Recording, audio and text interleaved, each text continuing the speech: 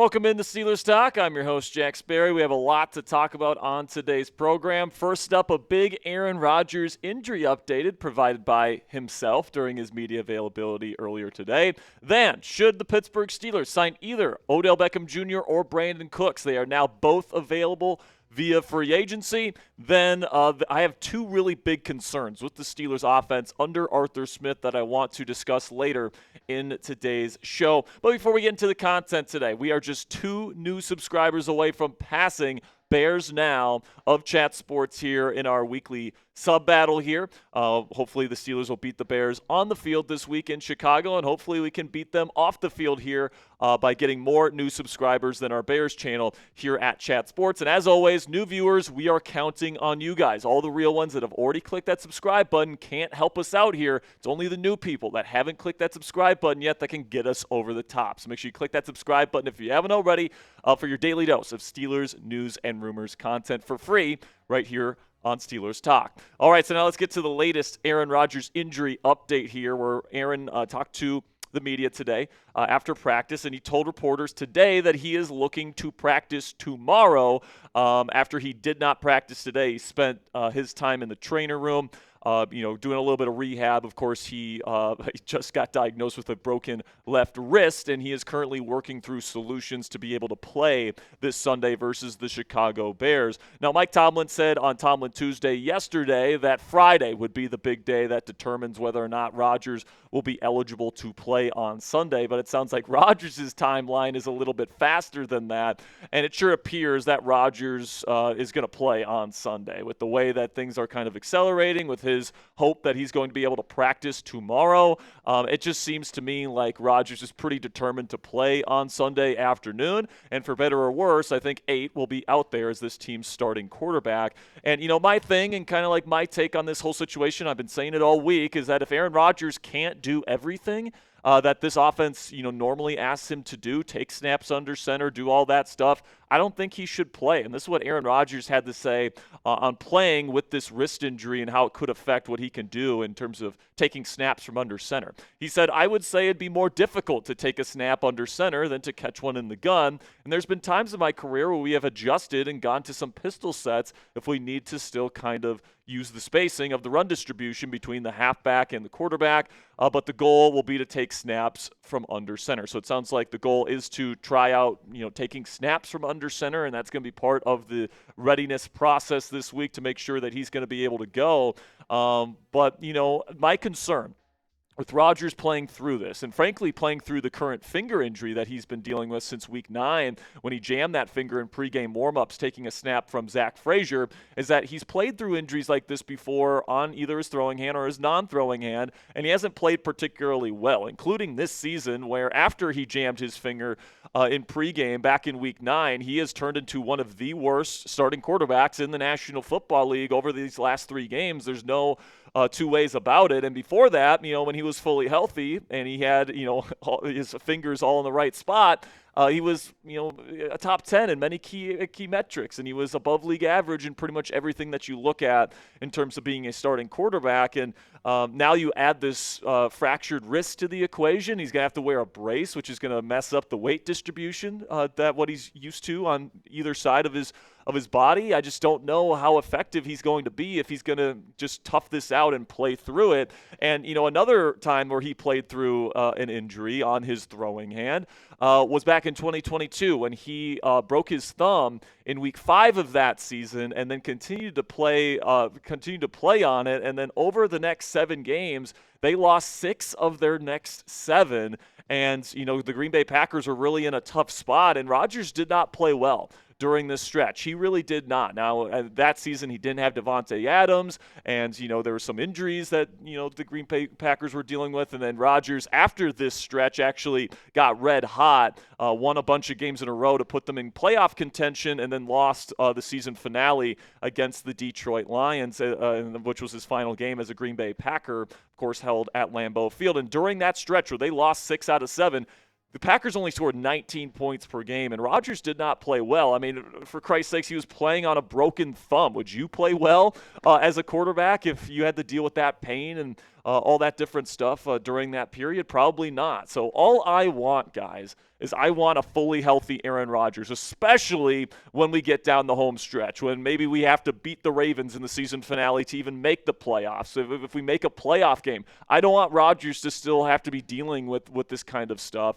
And I worry that playing on it is going to extend the time in which that he's going to have to deal with this before it gets to 100%. So if he's not 100%, I would just play Mason Rudolph. I think we all agree he is a more than serviceable backup, and I think that this team can very easily get a win versus the Chicago Bears, even on the road here with Mason Rudolph at quarterback. But I guess if Rodgers is good to go, he's probably going to play, guys. So coming up next here on Steelers Talk, should the Steelers sign either Odell Beckham Jr. or Brandin Cooks now that they are available to sign in free agency? Odell just got done serving a suspension. Cooks released by the Saints today. I'll answer that question here in the tail end of today's show. But first, I want to tell you about our sponsor today, which is Harry's. And I don't have to tell you guys that maneuvering the men's razor space is an absolute nightmare. The quality products are always super expensive, and refills are also ridiculously expensive. Then when you try and save a little bit of money, you get stuck with dull razors that irritate or even cut your skin, and you can really only use them once. That's exactly why I switched to Harry's Plus, and I haven't looked back since. Harry's Plus has an advanced pivoting system to reach every corner of your face, refined blade tech for a closer, smoother shave, and a weighted metal handle, which is Harry's heaviest handle ever for added control and comfort. But I think the best part about Harry's Plus is how affordable it is. Harry's owns their own world-class blade factory in Germany, which means no outsourcing and no middlemen. And because they control the entire process from steel to shelf, they keep costs low and pass the savings on to you. And if you don't love your shave, Harry's will make it right with you, no questions asked. Their risk-free trial means there's zero downside to giving them a shot. Just to show you guys I actually use and love these products, guys, I actually brought my Harry's Plus razor with me today. I also use their shave gel, and I use their post-shave balm as well. They got a bunch of other products as well, but the reason why I really like Harry's Plus in the metal version is that it gives you that little bit of extra weight, which gives you that extra premium feel when you are shaving in the morning. And then also the German-engineered blades that they use are fantastic, right? Very high-quality stuff, but it won't break the bank, and it gives you a barbershop-quality shave every single time. So for a limited time only, our listeners can get the Harry's Plus trial set for only $10 at harrys.com/chat. This set includes the all-new Harry's Plus razor, one refined 5-blade cartridge, a 2-ounce foaming shave gel, and a travel cover to protect your blades on the go. Just head on over to harrys.com/chat to claim this offer, and after your purchase, they'll ask where you heard about them. Please support our show and tell them that we sent you. A big thank you to Harry's for sponsoring today's edition of Steelers Talk.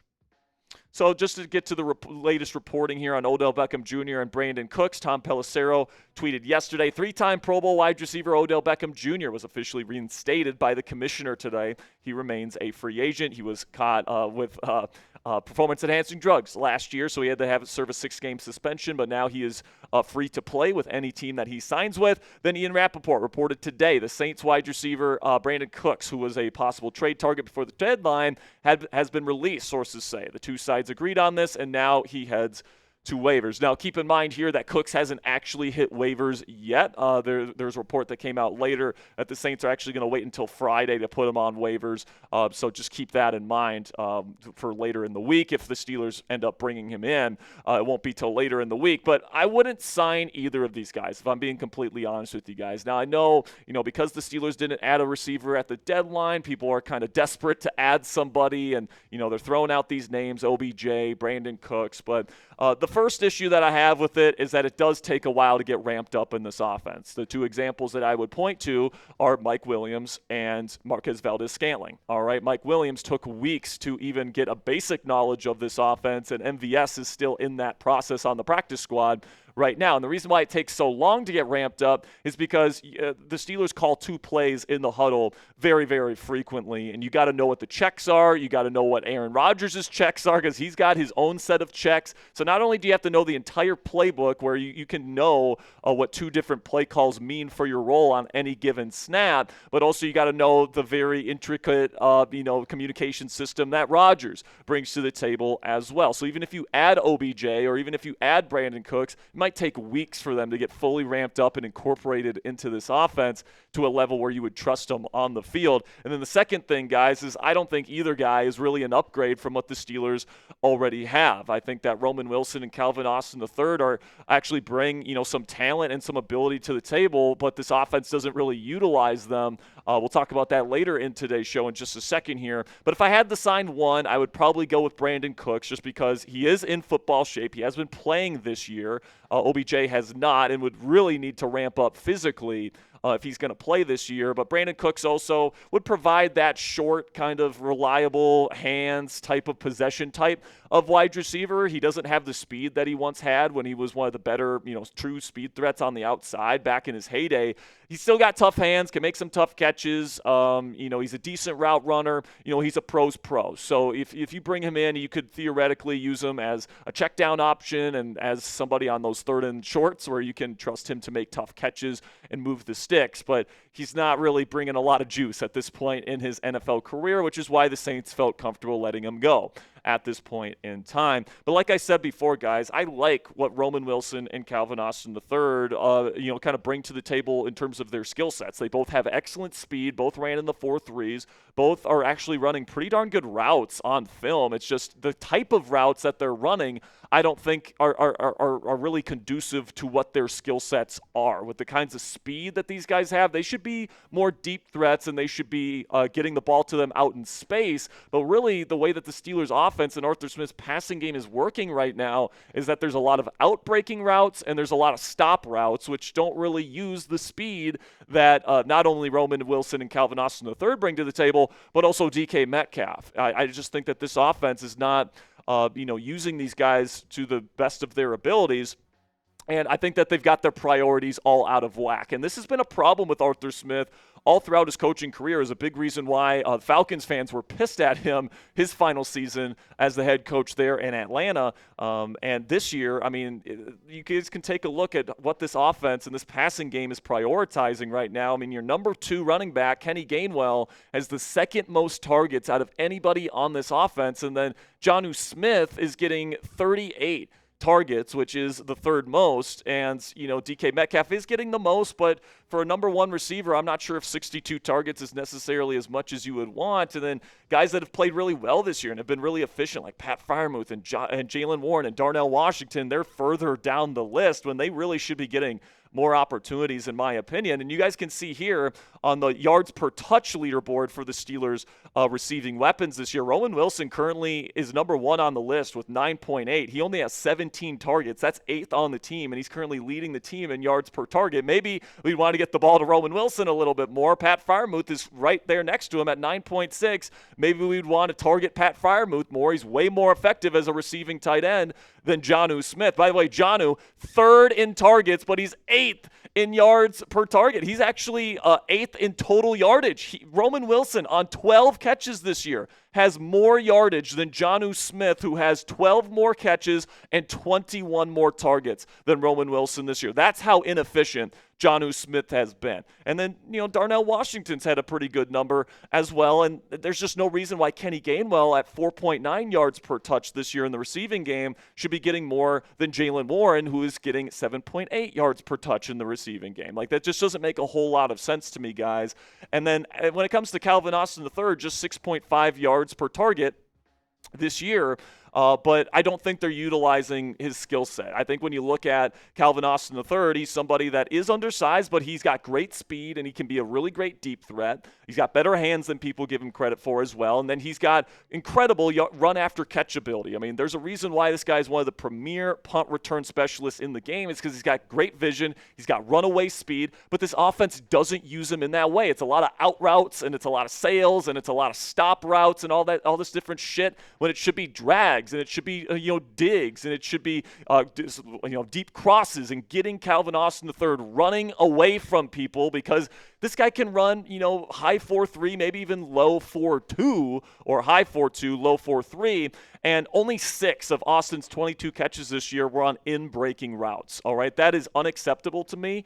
And frankly, they're not using DK Metcalf's run after catch ability enough in this offense either, in my opinion. And then in terms of using him as a deep threat, you can forget about that, because Calvin has 0 meaningful deep completions this year. The only deep completion he has this year was in garbage time in week 2 versus the Seattle Seahawks. All right, so I really want this offense to prioritize using the speed of their wide receivers more, because frankly they're not doing that right now. And you would think if you're going to prioritize speed in your wide receiver room as much as the Steelers do, then you wouldn't have them run as many stop routes as they do, that they wouldn't run as many out routes as they do. They catch the ball and then they go out of bounds. How about we set these guys up so that they can catch the ball and then keep running, use that speed and run away from people. All right, put the ball in their hands with grass in front of them, and watch what these guys can do. All right, this was a problem, a big one, with Matt Canada's offense back in the day, and something is starting to tell me here that this is Mike Tomlin driving the ship, saying,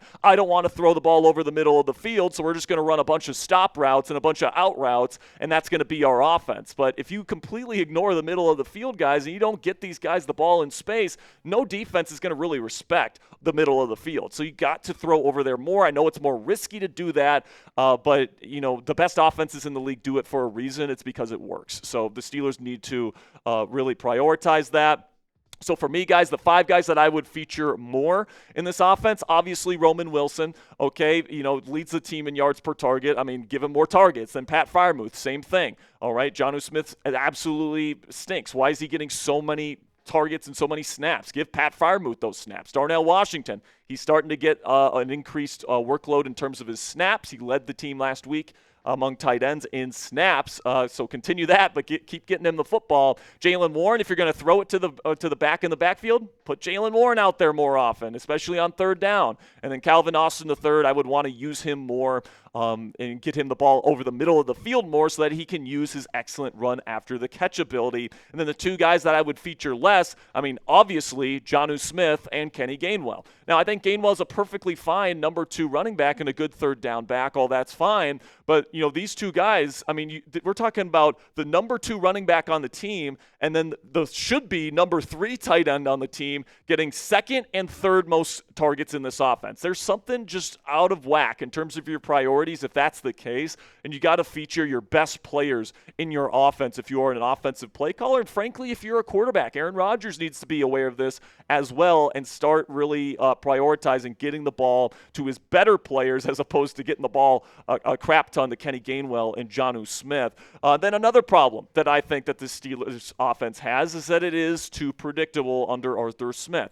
Okay, right now I do think that they're passing a bit too much. They are currently 12th in the league in pass rate at 58.7%, and that is a little bit of a far cry from where this offense was just a season ago when they were really, really run heavy. All right, it looked a lot more like an Arthur Smith offense, because Arthur Smith, what is he known for? Running the football. Well, right now, after last year, over 50% of your offensive plays were run plays, or just under it. I might add there, but you were 29th in the league in pass percentage. Now you're up to 12th.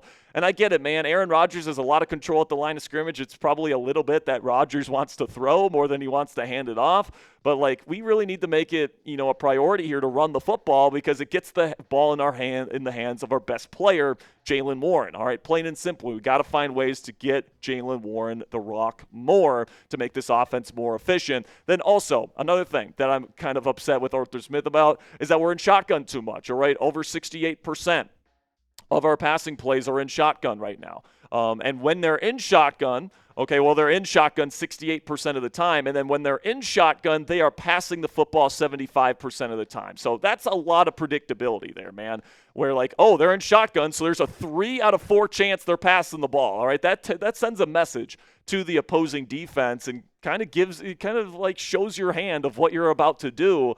and it allows pass rushers to pin their ears back more, and their second level players can play more, to the pass instead of trying to stop the run. All that stuff plays a factor there. And then when you're under center, you run 68% of the time. So like you're super predictable. When you're in shotgun, you're passing the football. When you're under center, the defense can kind of bet that you're going to be running the football. That's kind of the way that the Steelers offense works right now. And I think what you got to do is you got to not only be under center more, but you got to be more balanced. And the most effective offenses in the National Football League live under center, and they mix it up. They rely on the under center play action passing game, which, by the way, has been very successful for the Pittsburgh Steelers this year. Just remember how successful it was week 1 against the Jets. Remember how many play action touchdowns this offense had? Well, they completely went away from that here over the last several weeks, and they got to get back to doing that stuff because it works. You guys take a look at the most under center plays offenses in the league.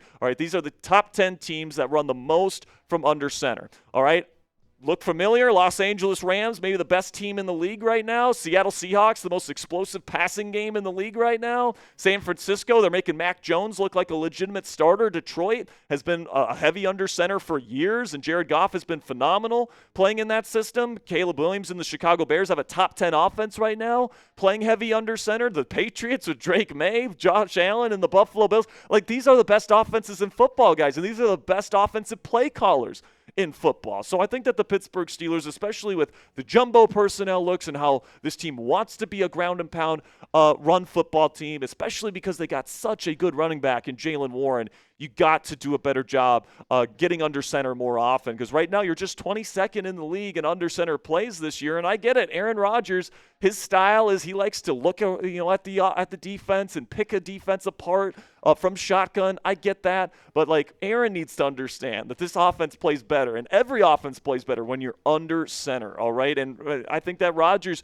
would be better for it if we played more under center stuff. So I think that is a big adjustment that Arthur Smith and Aaron Rodgers should make, not only to get the ball in the hands of Jaylen Warren more, but to also help the Steelers' pass game, which is struggling right now. And then when you take a look at the whole totality of the offense, I mean, right now they're doing a good job in the red zone because, they got some big bodies that can catch the ball, and Rodgers has been very efficient in there. And they don't give the football away too much. They're top 10 in giveaways with only 10 on the year. But everything else, man, they're either right around league average or they're below league average. And I think that if the Steelers really want to, take this offense to the next level and have this team be capable of going on a run in the playoffs where the offense can put up 30-plus points in a playoff game this year, you're going to have to implement some of these strategies that I'm suggesting here, getting your speedy receivers in positions where they can use their speed, getting under center and using Jaylen Warren more play action passing from under center. I think that these are the tenets of the modern NFL offense. And if Arthur Smith doesn't implement them, I think that this Steelers offense is only being capped by that schematic choice. So what say you guys? Let me know down there in the comments section. Is Arthur Smith doing a good job as the offensive coordinator of the Pittsburgh Steelers? Very simple yes or no answer for me down there in the comments section. I think it's a mixed bag. I think there's some things where you can say yes, but certainly some things where you can say no. Now, before I go, I do have some final items that I want to discuss here. First and foremost here, I want to talk about Darnell Washington, because there's been kind of this discussion about how much Darnell actually weighs, and he certainly looks over 300 pounds, and he confirmed it today on the St. Brown Brother podcast that he weighs 311 pounds and moves the way that he does. All right, just to put that in perspective, okay?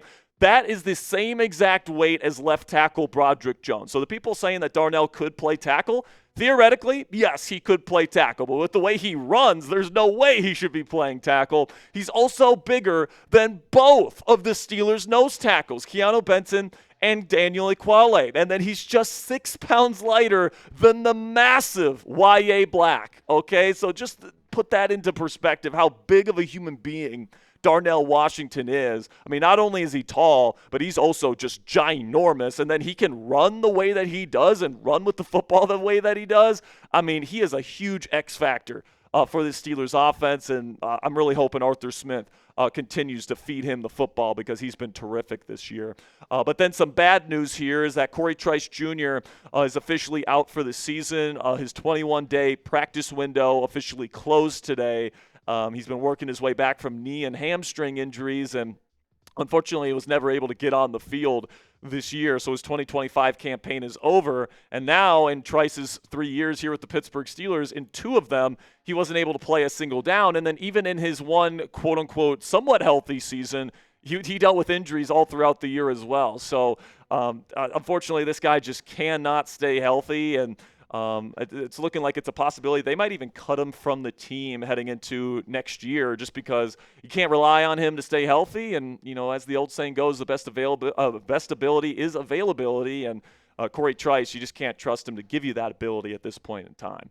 So would you bring Trice back for another season? He still has another year on his rookie contract. So would you cut him at this point? Are you done with him? Or would you bring him back for one more shot? Type B for bring him back. Type C for cut. Let me know what you guys think down there in the comments section. And that'll be it for today's edition of Steelers News and Rumors. We'll have more coverage for you guys tomorrow here on the channel, as well as we're going to be going live tomorrow. Hopefully at 5 p.m. Eastern time, but maybe 6 p.m. Eastern time.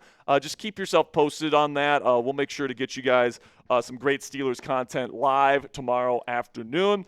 I really do appreciate all of your guys' support. I'll see you guys tomorrow. And until then, here we go, Steelers.